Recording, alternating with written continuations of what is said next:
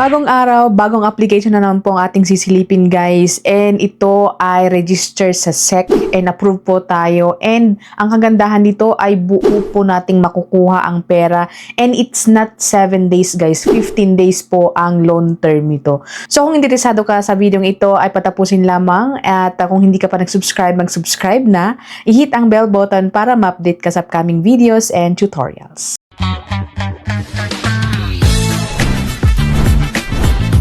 Alright, so welcome back sa ating channel. For today's video, ang ating sisilipin na utangan ay super bago guys. And ang pangalan nito ay LF Lending. Para siyang FT Lending. LF Lending po. LF Lending Loan Application in Philippines. In Philippines and powered by LF Lending Service Corporation na meron silang 4.7 stars and 25,000 reviews. So medyo madami-dami na ang nag-review nito, gumamit nito guys. And in fairness, register sila sa SEC. Ayan yung kanilang registry number and name sa SEC talaga. Tinignan ko po talaga para naman at least makita natin kung okay ba or legit ba ang utangan na ito, registered ba, ganyan. So, andyan siya guys. This video is not sponsored or not connected to any loan application. All are based from my personal experience. Alright, so yun na nga, no, approve po tayo sa halagang 2,000 pesos. O, diba? Nakakatulong naman ang 2,000 pesos. Kung emergency talagang ating paggagamitan, 2,000 pesos buo po siyang mare-receive guys and payable in 15 days. So, wag muna kayo mag-download guys. Signan naman natin kung ano yung mga loan term nito, ganyan, or ano yung mga service charge, mga ganyan. So, as you can see sa screenshot ko, 2,000 pesos and term niya 125 and payable 3 terms daw. And ayan na nga, total repayment of 2,360. Yung first payment kasi nga 3 terms siya. Ang first payment is 1,178 pesos. And ito ay sa August 29. So, now is August 13, 14. Ay nagbilang po ako ay 15 days po ang loan term sa first payment. And then, the other payment is after 15 days po siya. So, pag nabayaran po natin ang 15 day or ang second repayment ay na-waive na po yung ating third repayment. Okay, so as you can see, amount received 2,000 pesos nga. So 2,000 pesos yung or buo po yung pera na ating mare-receive, and yung service or payment fee is less na yon kasi nga first timer tayo. So na-cancel yung 20 pesos na parang charge or yung charge ng withdrawal po natin. So na-less na yun guys. And itong application na ito ay from 500 to 2,000 pesos. And ang kagandahan nito guys is revolving po siya. So kunyari nagbayad tayo ng yung 2,000 pesos, hindi po natin mabuo na mautang. Kunyari mag-utang tayo ng 500 or humiram tayo ng 500. And then kung kailangan ulit natin ay pwede nating hiramin ulit siya. So tignan natin kung paano yun guys. Basta revolving siya. Pwede tayong umutang kahit may utang tayo. Ganun yun guys. Alright? So 2,000 pesos nga yung ating mare-receive, and meron silang fee of 360. So, ano na yung service fee and then interest fee. So, buo po yung nating makukuha, and then after 15 days, niya is 2,360 nga. So, yun na nga, no, 500 yung pinaka-lowest na pwede nating hiramin dito. So, 590 yung babayaran natin buo. Pero, syempre, divided by 2 po yun. So, 294 after 15 days.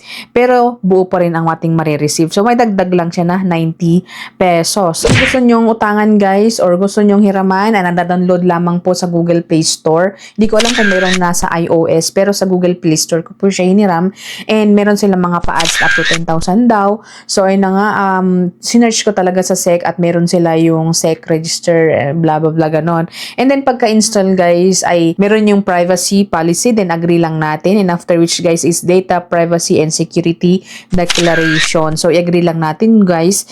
Ito yung sa device natin, camera, file upload, approximate location, emergency contact information, and then hingi sila ng active na phone number. So mag-create nga tayo ng ating account. So mag-send sila ng OTP, and then after which guys ay papakita na yung ating pwedeng hiramin daw. Pero syempre pag first timer ay hindi po talaga natin ma-receive agad yung buo na pinakamalaking ino-offer nila. So ay na nga 50,000 pesos daw po yung highest amount na pwede nilang ipahiram.